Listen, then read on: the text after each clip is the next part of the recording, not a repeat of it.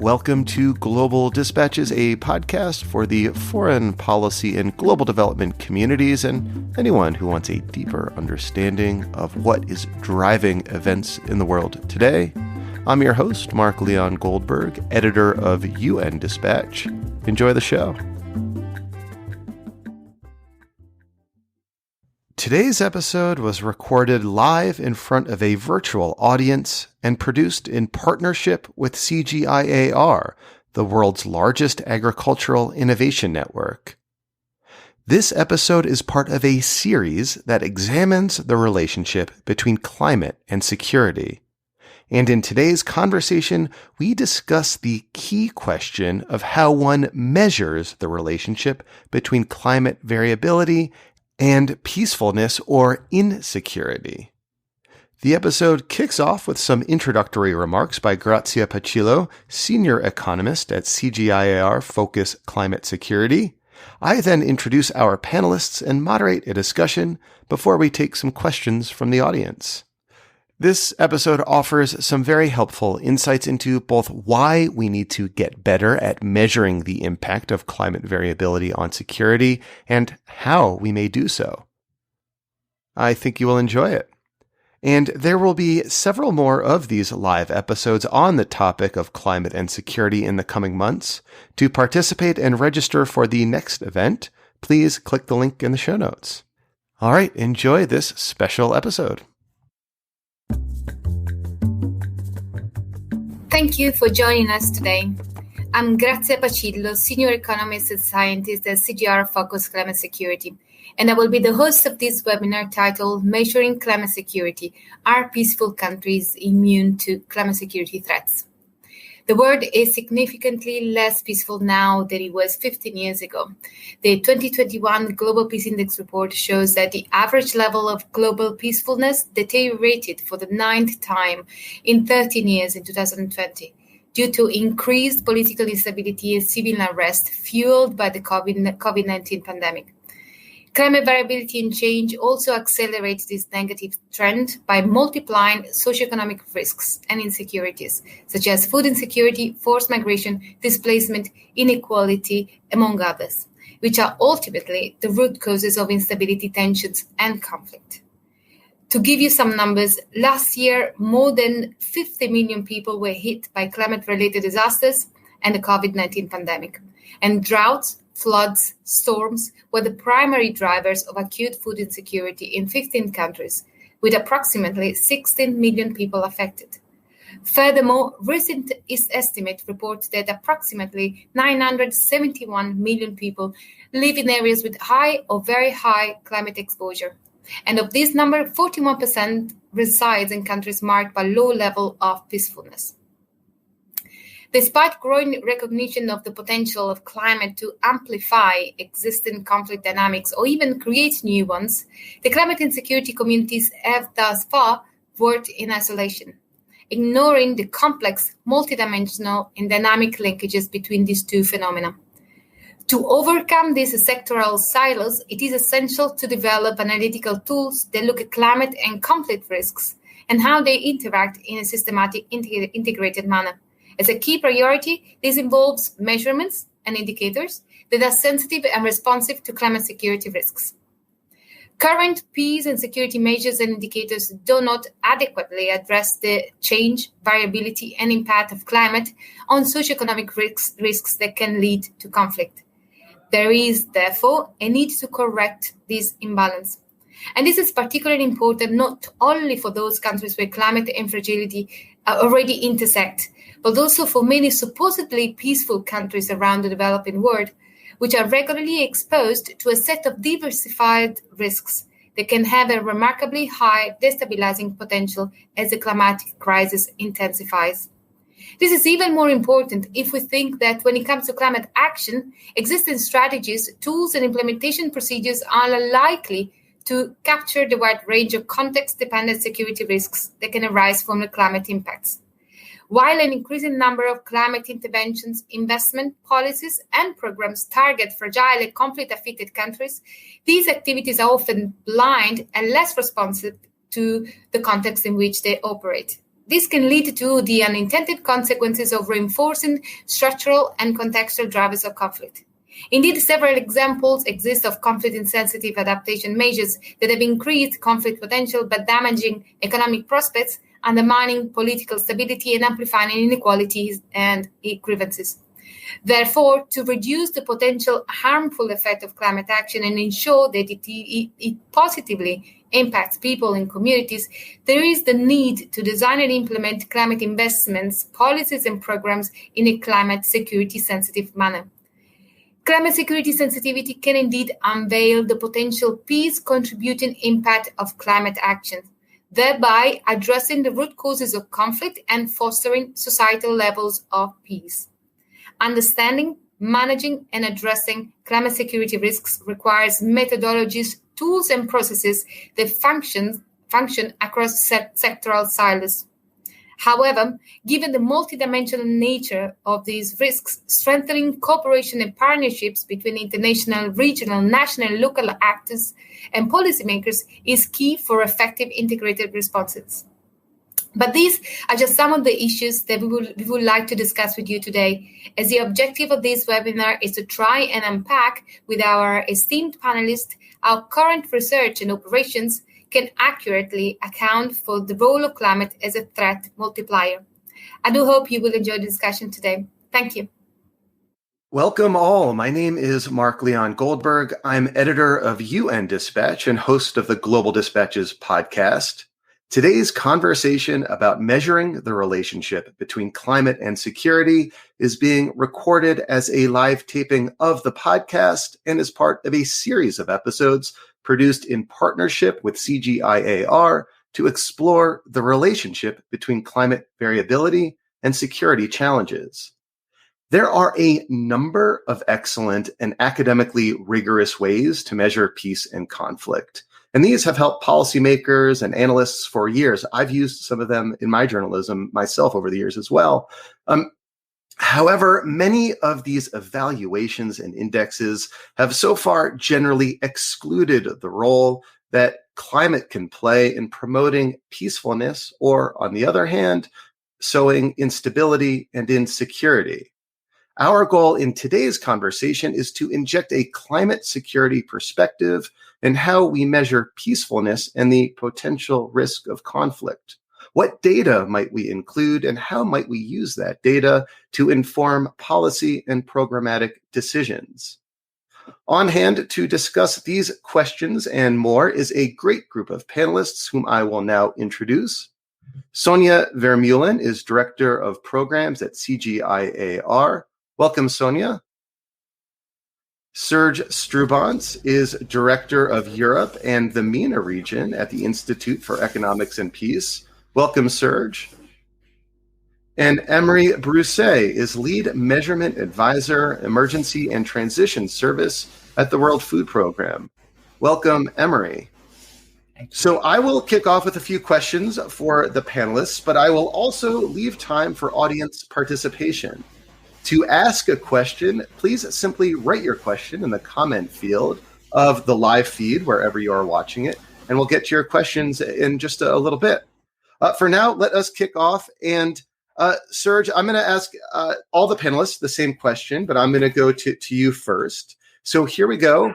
Serge, why is integrating climate impacts into peace and security measurements and indicators important?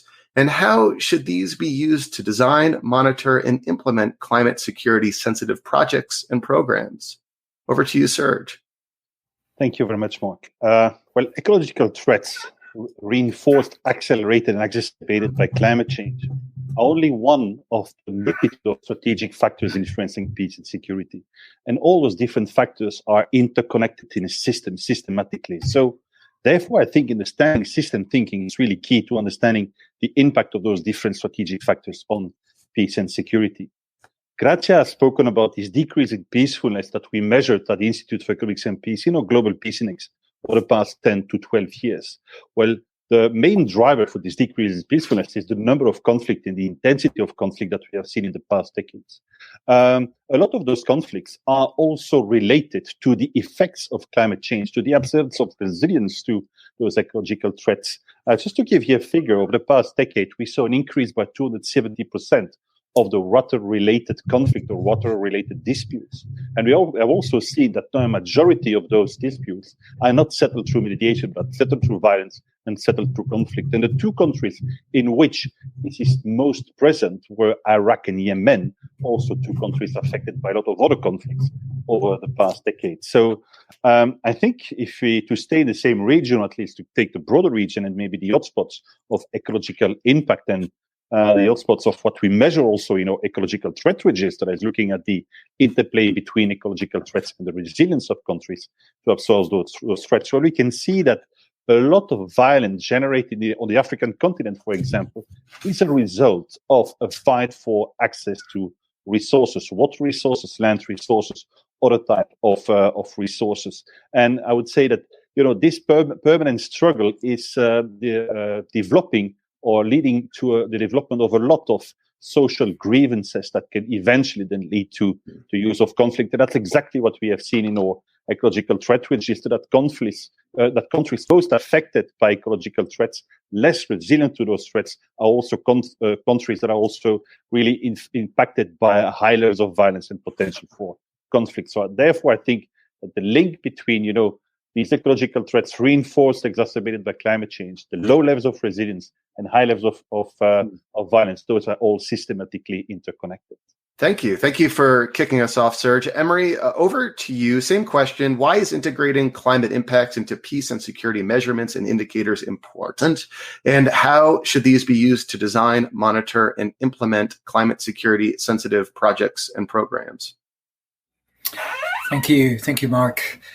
Both Serge and Grazia mentioned the issue of complexity and systems thinking. We all know that climate is an enormous pressure, climate change, and it's a factor in a lot of conflicts.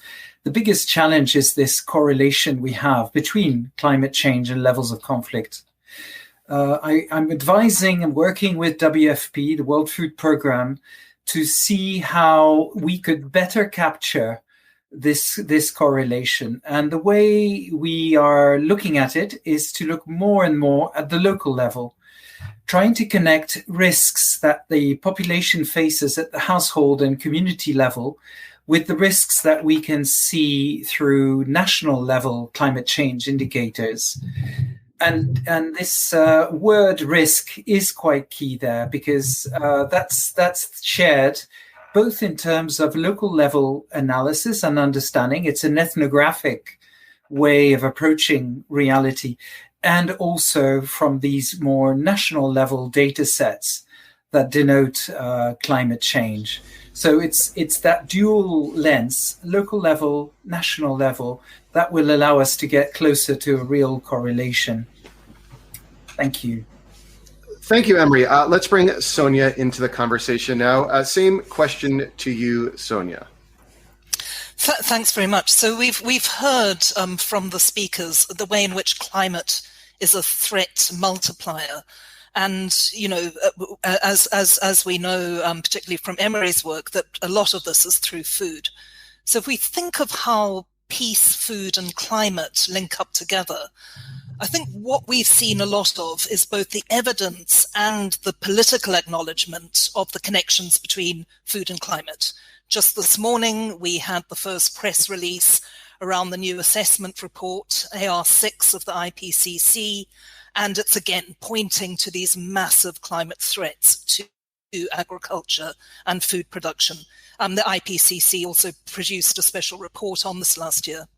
Similarly, the links between peace and food, acknowledged through a resolution of the UN Security Council back in 2018, and really reinforced, I think, last year by the awarding of the Nobel Peace Prize to WFP. So those links are clear. Now, the other part of that circle we need to bring in is the climate. the way in which it's driving peace and is also being driven by peace in turn, conflict leading to disruptions in human activity and so on. So what do we need to do here in terms of using our measurement tools, our indices, our indicators better? Well, the real gold standard that we have here is around preparedness. So getting better at prediction, at projection, early warning and foresight. And I think I'd like to draw attention both to the short term and the long term. So in the short term, really looking literally a couple of months ahead, we need to get much better at seeing where these perfect storms are, where these hotspots will arise.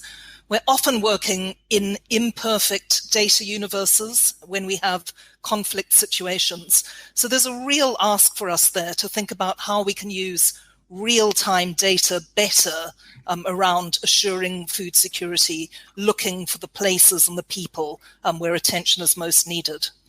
The other part is the longer term. We've got very good long-range forecasting now of what's going to happen in the world. Serge referred to water security. For example, we know that today about 1.7 billion people in South Asia face extreme water stress. But we also know that by 2040, now in Eastern Asia and the Pacific, where we're really not seeing water stress at all, they will be joined by another 1.7 billion people in those geographies, giving us a lot of long-range insight as well into likely future climate-related conflict. Thank you. Thank you, Sonia, and thank you for referencing the new IPCC report, which was just released a few hours before we went live. I suspect we'll be returning to it later in the discussion. Serge, I am going to turn back to you. What obstacles lie in the way of measuring the effects of climate, on socioeconomic and political risks? And how is the Institute for Economics and Peace addressing these challenges? Thank you, Mark. Well, there is an increasing data availability on ecological threats and conflict. This is what also led us to start producing an ecological threat register last year, where, as I said, we looked at the interplay between the impact of ecological threats, and those threats would be resource scarcity and the effects of natural disaster. And we linked that, the interplay, with resilience. Well, those data on ecological threats and conflicts are more and more available. Also, we can look at the interaction, and we see that this is very complex and also very challenging. The academic literature, or the literature as such, and the research on the interlinkages between the socio-economic, political, and conflict impact, and those ecological threats, but also the effects of those ecological threats on all these other factors, well, this literature is relatively new. So we are kind of pioneering here, looking at this interplay between the impact of ecological threats and the effects of climate change, and the effects that it will have on peace and security. And so as data develops, then we will also develop the understanding of the relationship between climate and socioeconomic and political risk. At IEP, we have begun to measure ecological threat also at the subnational level to better facilitate or to better understand the impact within and across countries. So basically looking at regional potential impact also, and identifying the countries and areas most at risk of ecological threats. And when we couple this to the low level of resilience, well, this is allowing us to also look at potential rising water stress, food insecurity that could then eventually lead to conflict and instability. And already gave you the figures about that before, potentially water-related conflict. We have also identified that the countries with the lowest levels of peace, of positive peace, are those with also high levels of food insecurity and water stress on average. Therefore, I think it is important for us at IEP to identify those countries at risk of those threats, and that would allow us, and definitely not only us, but also policymakers, decision makers, this would allow early intervention, which could then prevent a vicious cycle of resource conflict, deteriorating resilience and susceptibility to other and more impactful ecological threats to kick in. So I think this is where it is important for us to come in with this measure of resilience to link this to the impact of ecological threats reinforced and exacerbated by climate change, and therefore identify those countries who will be most at risk to eventually societal collapse. From the ecological threat register, we see that about the 20 countries most impacted, less resilience. Well, you will find those 20 countries back also at the bottom of our global peace index, within the bottom 30, bottom 40 of the global peace index. So clearly different factors there reinforcing each other and definitely leading to more destabilization and eventually also more violence. Maybe one additional note there. I think it is also very important to understand the economic impact of violence in general. And for example, when you look at the 3 hotspots identified in the ecological register, which would be the Sahel region going from Mauritania down to Somalia and even eventually also down to Yemen, another zone a little bit more to the south in Africa, ranging from Angola down to Mozambique and Madagascar, the third zone reaching from countries like Syria, Iraq in the Middle East, over to Central Asia and South Asia to Afghanistan, Pakistan. Well, when you look at these 3 zones, of course, you will find those countries at the bottom of our peace index, but you will also see that these countries really impacted by violence and other factors will invest about 30 to 40% on average of their GDP in countering, in assessing this violence. When a country invests that much of its GDP to just one item, there is no other priority. And therefore, also for those countries, a sustainable future or coping with the effects of climate change is not really a priority at the moment. So we need to have an impact on resilience, and we need to make sure that sustainable future becomes a priority for those countries, and also enabling those countries to turn this into a priority. Thank you, Serge. That was a helpful frame for the rest of this conversation. Emery, I will turn to you. How should peace and security indicators factor climate impacts into their analysis? And what are the most needed data that could help a country measure its capacity to adapt, manage, and respond to climate security risks? There's a lot of work going on today around the notion of resilience and how to measure resilience. The big stumbling block there is that even though it's about the ability to respond to shocks and stressors, we still have difficulty pinning down which shocks and which stressors have the most impact, and also predicting them, anticipating them. And climate security, in a way, provides that kind of greater predictive content. It's easier to see coming, and as such, it could inform a lot of the peace-related initiatives. For the World Food Programme, what we're trying to do here is bring in the move away from a household and community level of analysis to integrate that higher national data sets, including through mapping, geospatial mapping, for example, and linking those levels of analysis. And that will increase the ability of programming to address the shocks before they arise. So helping reinforce resilience of local actors.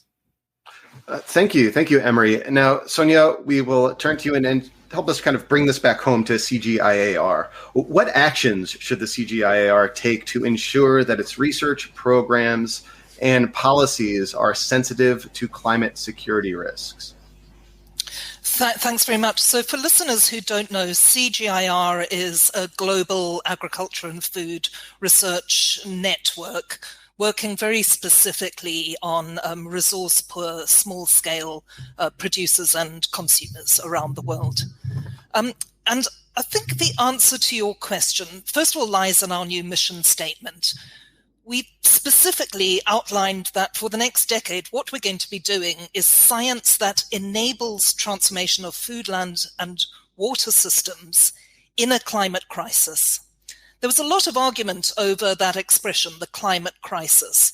Did we buy into it? Was it too much of a focus on climate instead of the other major risks facing the world within the next decade? And actually what we decided was that that climate crisis really encapsulated the myriad of interacting risks that are really being faced within the agri-food systems that serve the world's poor.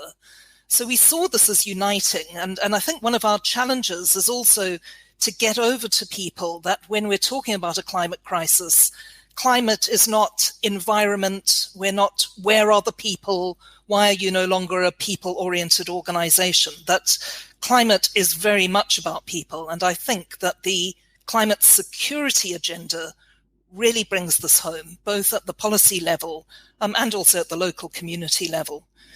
So in terms of what we want to do in our programming, it's partly a matter of what we do, and then also a matter of who we work with and who we do work for. So in terms of partnership building, the two organizations on the call today with me, Institute for Economics and Peace and the World Food Programme, are key new partners. And then, of course, there are others, the International Organization on Migration, for instance. And the type of work that we're trying to develop is exactly in that space where we're joining up food, peace and climate within that bigger space of the risks and socio-political contexts facing our target populations. So just to give you some examples of the kind of work we're developing. So working with the World Food Programme on developing climate risk profiles for a number of countries. So this is the kind of being able to inform the design of interventions and policy in countries. The two pilots there are in Pakistan and Somalia. Another area of work is the Africa Climate Security Observatory. This is looking at is climate change a real threat multiplier, and how and where, looking for those geographic hotspots, but not just geographic hotspots, population hotspots. Who are the people, the households, the social groups who are most at risk, and what packages of options can be put in their service. Thinking very much about packages, not about kind of silver bullet type of solutions, which, as Grazia rightly pointed out, can sometimes lead to perverse consequences. So the Africa Climate Security Observatory work is active in Zimbabwe, Sudan, Kenya, Uganda, Nigeria, Senegal, and Mali.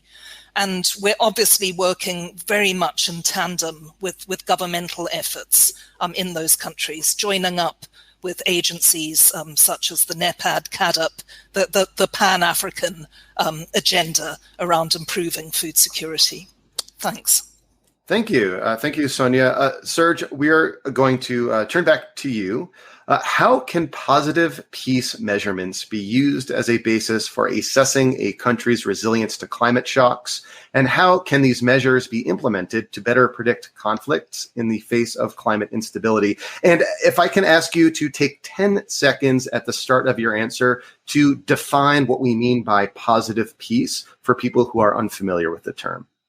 Thank you very much, Mark. Well, positive peace is a concept developed by the Institute for Economics and Peace, and it's about the attitude, the structures, and the processes that you need to put in place to create, maintain, and develop peace. And we have seen, through when we developed this systemic approach, or system thinking to peace, we see peace as a system. We have identified 8 different pillars, all interconnected, and of course, the interconnection of those pillars is stronger than each of the pillars itself. So when we developed this, we of course saw that this would be a mean to develop peace and stability in some countries. But we have also seen that other indicators became much more stronger when countries were increasing their levels of positive peace. All the ESG indicators would go up, levels of happiness and well-being. But what we have also seen is that the resilience to ecological threats, this would also go up, and countries that would have higher levels of positive peace, they would be less impacted by natural disasters, for example. So the damage to infrastructure, the number of people who would have to migrate or be displaced, this would be much lower. And then, of course, the time for recovery would also be much shorter. So to come back to your question, I think that the peace measurements used as a basis to look at resilience, climate shocks, and also the implementation of better predict conflicts. Well, I think that to dampen the impact of future ecological shocks, it is imperative to today increase the levels of resilience in the most vulnerable countries. So I think we need to understand that when it comes to resources, accessibility to resources, or to the devastating impact of natural disasters, this is not something that you can easily have, I would say, direct impact on. So let's also turn to the resilience of countries, because this is about decision made, development of different policies, development of good decisions, development of good governance, making sure that countries can develop levels of resilience that would allow them to absorb external shocks such as these ecological threats and the effects of climate change. So let's have countries better prepared for those shocks, having stronger capabilities to deal also with the after effects of those shocks. And therefore, that's one of the parts, one of the main issues within the ecological threat register, is to identify the potential shocks facing countries, but also the resilience of those countries, and the measurement of this resilience is done through the levels of positive peace and the measurements of positive peace. So we consider positive peace as to be an accurate measure of socioeconomic resilience, also to ecological threats, as I just explained. So within the ecological threat register, we have identified 31 ecological hotspot countries. I already spoke about those 3 zones before, and they combine high levels of ecological threats with low and stagnant socioeconomic resilience. So basically no improvement on the positive peace index. Over 1 billion people, up to 1.2 billion people live in these 31 countries, live in these hotspots at the moment, and therefore could be, I would say, prone to some form of displacement in the coming years. What we have also seen is that depending on the levels of positive peace, nations will respond in a different way to existing threats or to shocks when they occur. Just to give you an example there, let's take the earthquake in Haiti. This caused widespread destruction and also triggered a very downward spiral leading to social chaos and a breakdown of law and order, and unfortunately leading to the events that occurred there in a couple of weeks, a couple of months ago, with the president being killed in his own home. Well, in contrast to that, when you take about the same period of time, Japan, that were then also looking at the aftermath of an earthquake and a tsunami with the nuclear power plant meltdown, contamination of large areas with the radiation. Well, despite of the fatalities and destruction there, this incident did not fuel any social or political instability. The Japanese government was able to address both the destruction from the tsunami and also contain the damage from the meltdown of the nuclear plant. Thank you. So it also coordinated an effective program for economic recovery. And there, when you look at this, you clearly see the difference in immediate impacts and repercussion, but also on the long term, the repercussion that this could have. So clearly, countries with high levels of resilience will be able to absorb the shocks and will be able to, I would say, not turn into a more destabilized place and a more violent place. Thank you, Serge. Emery, I'm going to turn to you. So earlier, and once again, Serge referenced areas in the world, regions in the world that are most at risk, that are ranked lower on the ecological threat register. Many of these regions, like the Sahel and the Middle East, are places where there are peace operations ongoing.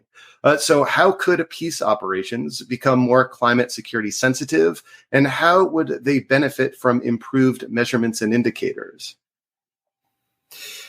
Thank you. I think the key there is shared context analysis. So an increasing ability to capture, to present, to analyze, to make decisions, common decisions or convergent decisions across a range of different actors.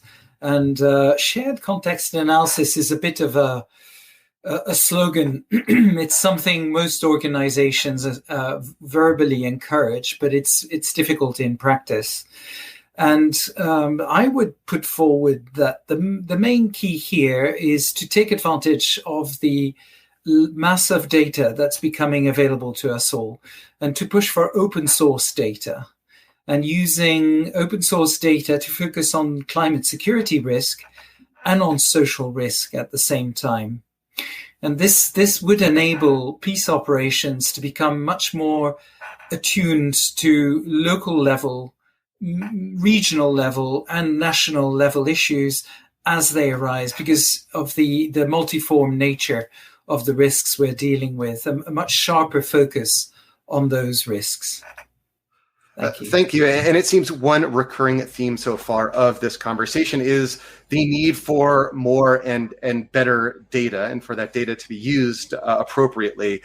So Sonia, I will turn to you for a scientific perspective. How could land, water, and food systems science inform the development of new climate security sensitive indicators?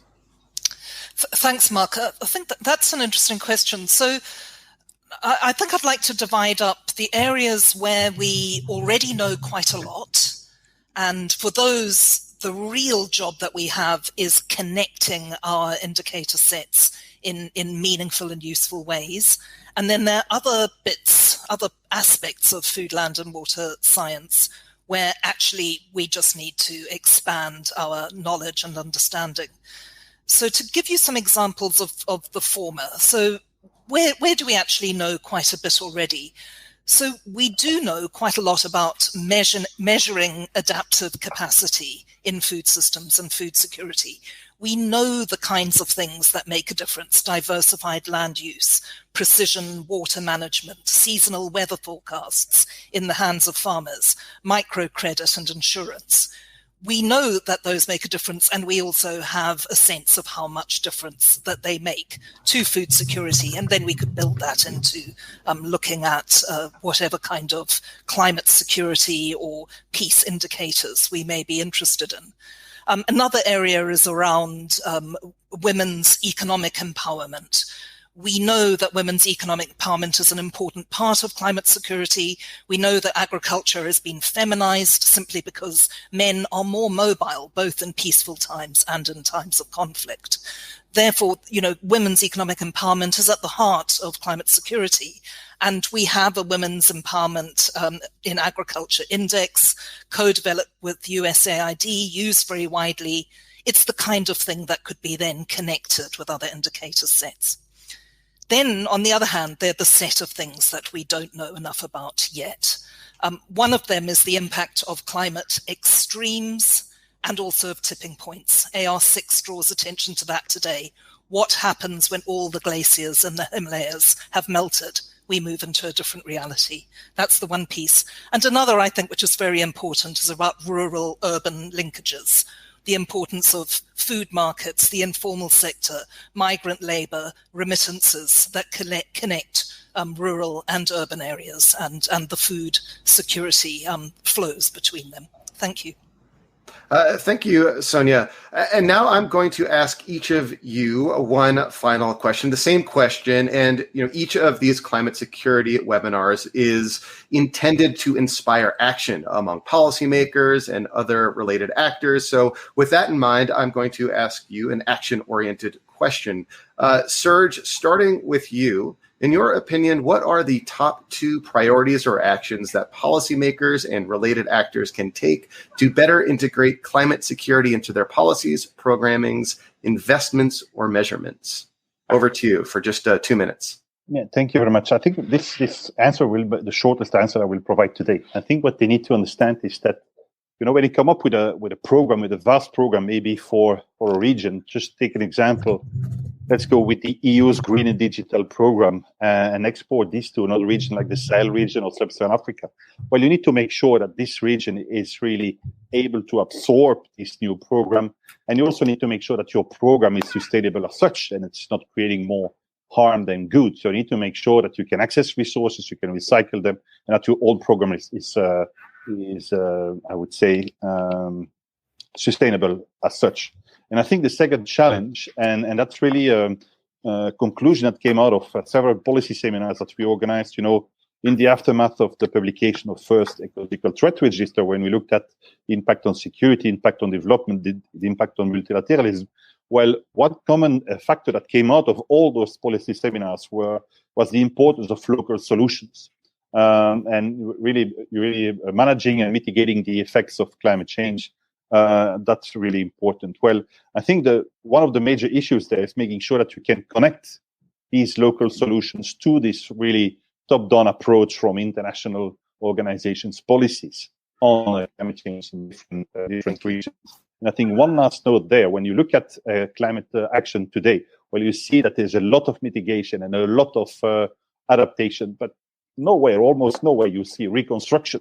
Maybe also that would be a next evolution in policy and decision making when it comes to climate action. Thank you. And before we turn to Emery, I want to remind viewers that you can ask a question to the panelists by simply typing your question into the comment field of the live stream wherever you are watching it, and we will get to your questions momentarily. But first, Emery, to you, give us 2 action items, 2 priorities to leave us with. I would put forward 2 conceptual recommendations. One is around linking operational risk and risk to populations. And this is about creating coalitions. I see that there's a question about the private sector and the role of the private sector. This is an important factor in both security and in terms of climate change. By reducing risk to populations, it is possible to also reduce risk to operations. This is something we're developing within WFP, which could be further developed with private sector actors and a number of other actors around the world. Thank you. And over to you, Sonia. Thanks, Mark. So I think the first one is just the overall takeaway from today's webinar, which is make sure that your peace indices include environmental / ecological / climate risks. And the ecological threat register of IEP on the call today is a great example of doing that.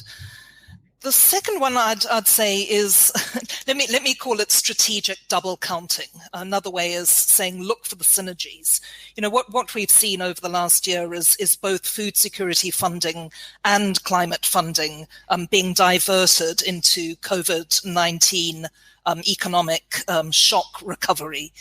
Actually, when we look at this kind of nexus of risks and shocks, there are many actions you can take that will deliver on climate adaptation, deliver on food security, and deliver on recovery from COVID-19.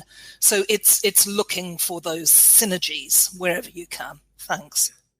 Thank you. I am now going to turn the mic over to Rhys Bucknall-Williams, who has been viewing and moderating the comments feed, and he will now answer your questions on behalf of you. So, Rhys, over to you.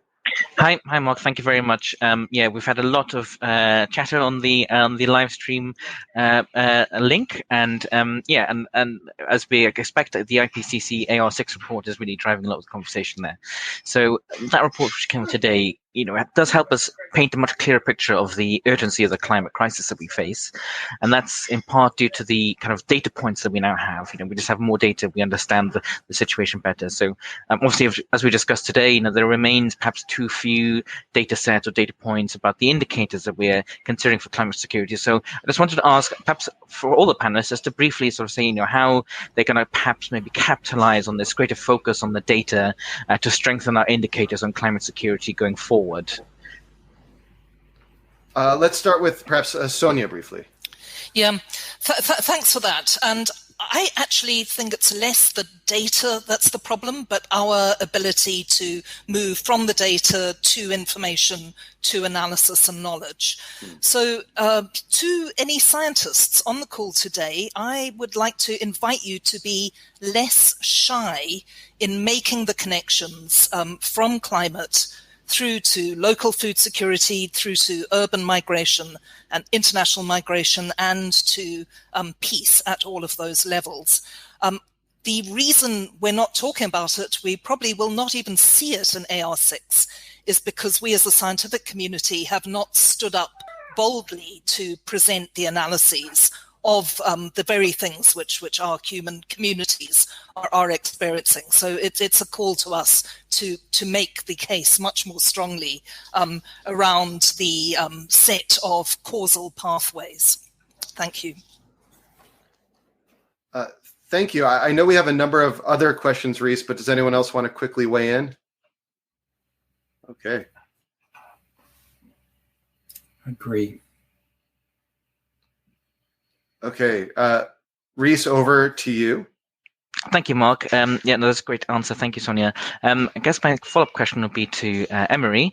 And you did touch upon this a little bit in your answer earlier, but I think there were some questions from the audience about the possibility of working with more unusual partners to develop, develop a kind of this data-driven approach to indicators, etc. So you mentioned the private sector. Obviously, I don't know if there are any other partners that you might want to mention today that perhaps could provide some insights into these indicators.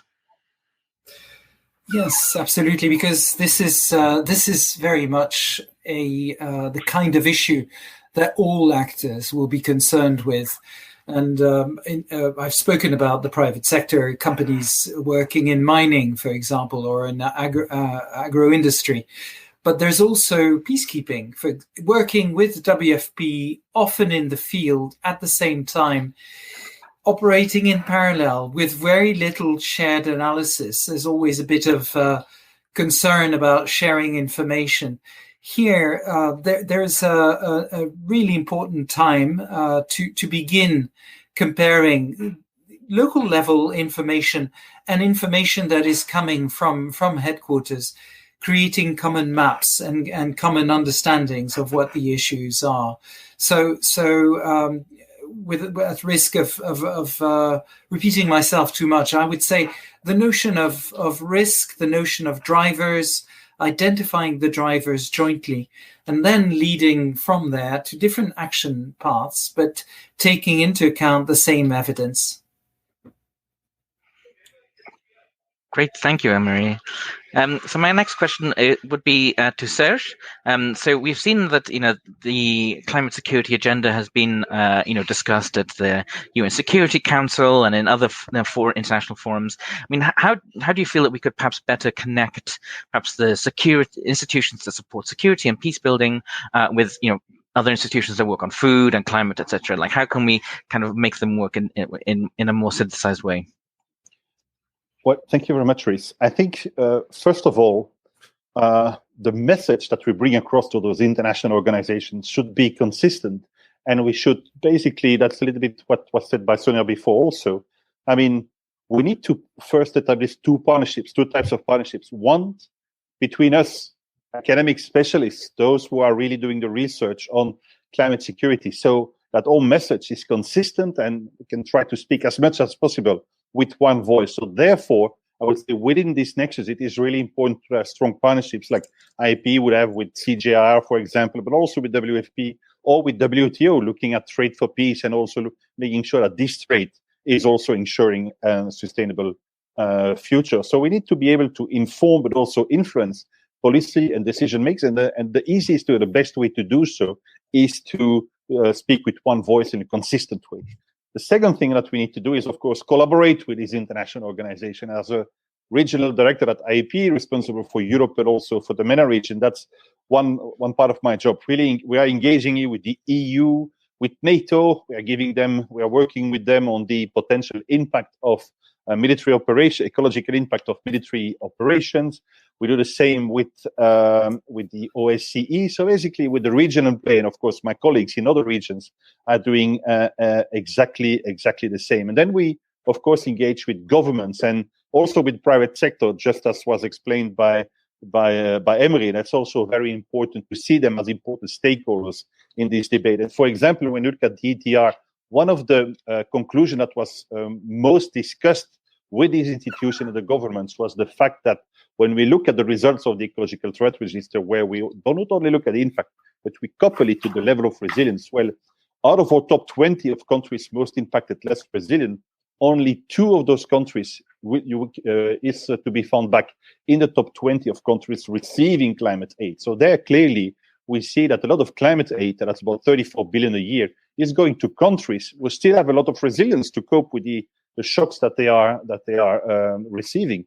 On the other hand, you see that countries really with low levels of resilience do not receive the aid that they should be able to receive. So that's clearly something that has been extensively discussed in the past 12 months for us at IEP. Thank you. We have a few more minutes for questions. Reese, if you want to ask more, if anyone else wants to take on this question. Yep, excellent. Well, maybe a follow-up question to Serge, actually, because you mentioned what has been mentioned in today's debate about the sort of the COVID effect, and we've talked about sort of countries' ability to withstand sort of shocks and their resilience. I mean, are there sort of any practical bits of experience or advice that have come out of the last sort of 18 months of how to support countries against such shocks, and how can we perhaps apply that to peace and food, etc.? So maybe a question for Serge initially, but everybody, please feel free to come in on this. Well, clearly, the situation in which countries are today is linked to the level of resilience. So that's something we measure in our positive peace index.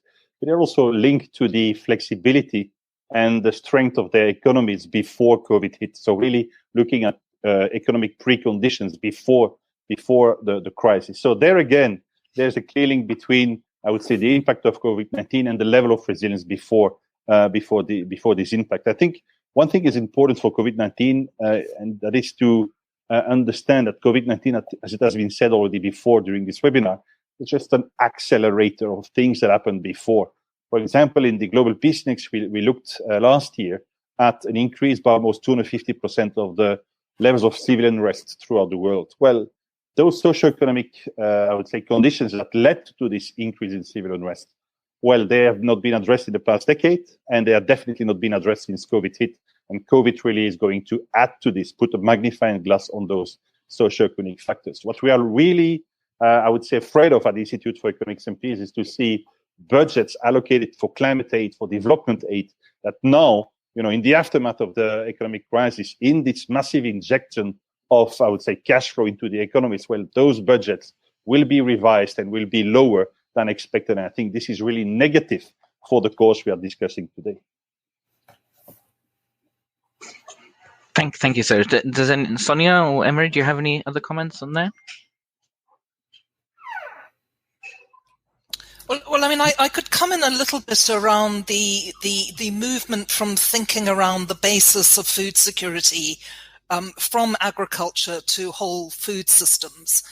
And that's been a big step forward, actually, between these two assessment reports of the IPCC. So understanding that our resilience solutions may not be in the space so much of agricultural production, even if that's where climate is hitting hardest, it will be within the overall food system.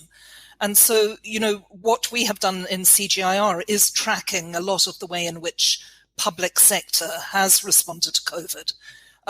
We have seen that in terms of food supplies, in most countries, it differs everywhere, but in most places, it was less the agricultural producers who were hit, but more the consumers and purchasers, and particularly their purchasing power. And the solutions, therefore, have been very much in that space of let's keep movement of labor open, let's keep movement of food open, let's try not to build up trade barriers between countries. Again, very, very tightly linked to how one assures peace in times of crisis. Thanks. Thank you. We have time possibly for one final question, if there are any. Yeah, thank you, Mark. So I think my final question would be to Sonia, and as many would be aware, CGIAR are very busy in the preparation for the UN Food System Summit, but also the COP26 Summit. So I just wanted to kind of maybe ask, what are the kind of policy ask opportunities you see that those summits offer organizations like CGIAR, IEP, and WFP to try and bring in some of the sort of big climate security issues into the international food and climate agenda. Thank you, Rhys. So CGIAR and WFP have been obviously very active in influencing the current Food Systems Summit, particularly in Action Track 5, which is about resilience building. So I think we have collectively been instrumental in raising the idea of resilience from something that might focus purely on climate to something that focuses on the range of risks and threats in the round. The Africa Climate Security Observatory that I mentioned earlier is one of the game-changing solutions that's been put forward at the summit for scaling up. Looking forward to COP26, as I mentioned earlier, I don't think that just yet the connections between peace, food and climate are going to be foremost in the discussions. I think the big step forward this year will be the focus on the range of nature-based solutions and the role of food and agriculture as a solution space for mitigation. But it's a goal for us for next time. It's a longer-term goal to make that case. Thank you.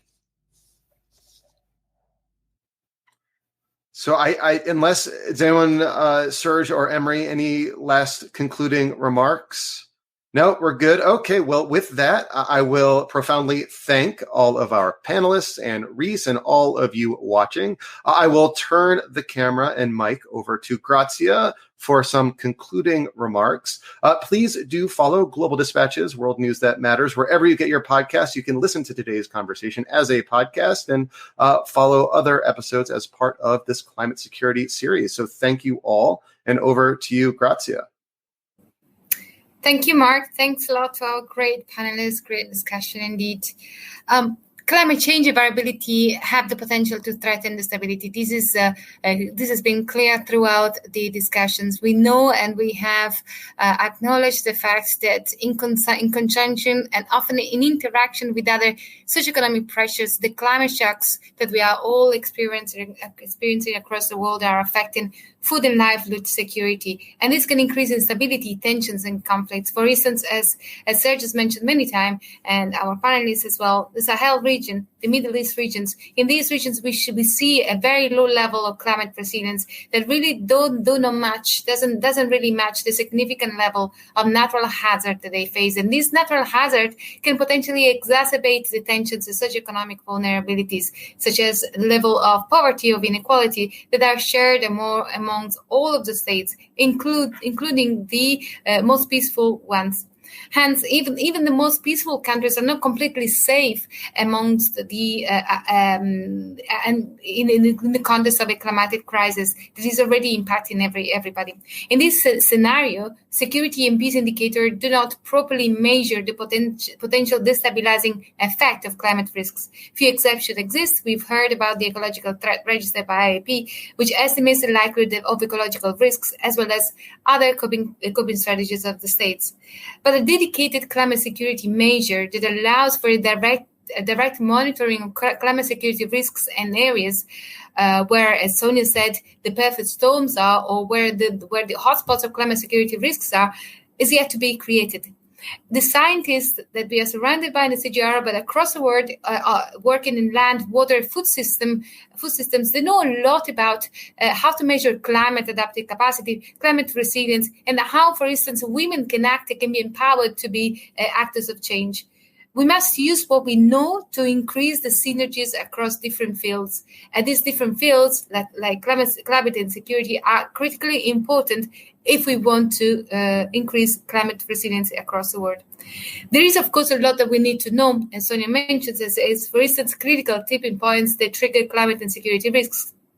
But only addressing local risks, we can mitigate higher level risks, and as Emery has suggested. Practitioners, donors, investors, national and international policymakers from the climate and security community must work more closely together to account for interlinkages between these two dimensions and foster true sustainable climate resilience. The concept of climate resilience peace is key here. Climate resilience peace can be understood as a transformative process of addressing imbalances, access to and distribution of powers and resources in response to the structures driving climate and influencing experience of its impacts. There is no doubt that to potentially reduce the harmful impacts of climate and improve resilience, development and sustaining peace outcomes, we need to design and implement our programs, research, and policies in a climate security sensitive manner. Such an approach would help CGIAR and partners to gain an adequate understanding of how climate and conflict dynamics play out in specific contexts and identify appropriate strategies and solutions that integrate climate adaptation and peace-building activities in the environmental programming. However, increasing monitoring and evaluating the climate security sensitivity of our interventions requires effective risk assessment tools, methodologies, indicators, and data that look at climate and conflict in an integrated manner. Today, we have discussed with our great panelists how we can and why we should embrace climate security in our measurement and programming. Well, I would like to quote Emery here. Often when we attempt to measure climate resilience, we stumble against our ability to predict the occurrence of shocks. The current climate science is a great predictive potential, and therefore, compared to other types of shocks that we have difficulties in predicting, we are now better equipped to act now, and at very least to anticipate climate impacts and break the cycle of climate and conflicts. And we can do it now very well. We are surrounded by an abundance of data and open source data. We just need to use them in the right way and support regional, national, local decision on a real-time or an almost real-time fashion. An example of this is the recently launched CGIAR Climate Security Observatory that is aiming to fill in these gaps by acting as a decision support tool that uses interdisciplinary methodologies to provide a real-time, concise, and policy-relevant climate security analysis. Tools such as the observatory can have a tremendous impact, peace-building potential, by supporting and informing researchers and partners on how to link the climate impacts and conflict and security risks. All in all, key will be making the best use of the science and the data that we have, because as Sonia said, it's not about the data. We have a lot of them, but it's about how we translate these into information and decision to break the cycle of climate and conflict.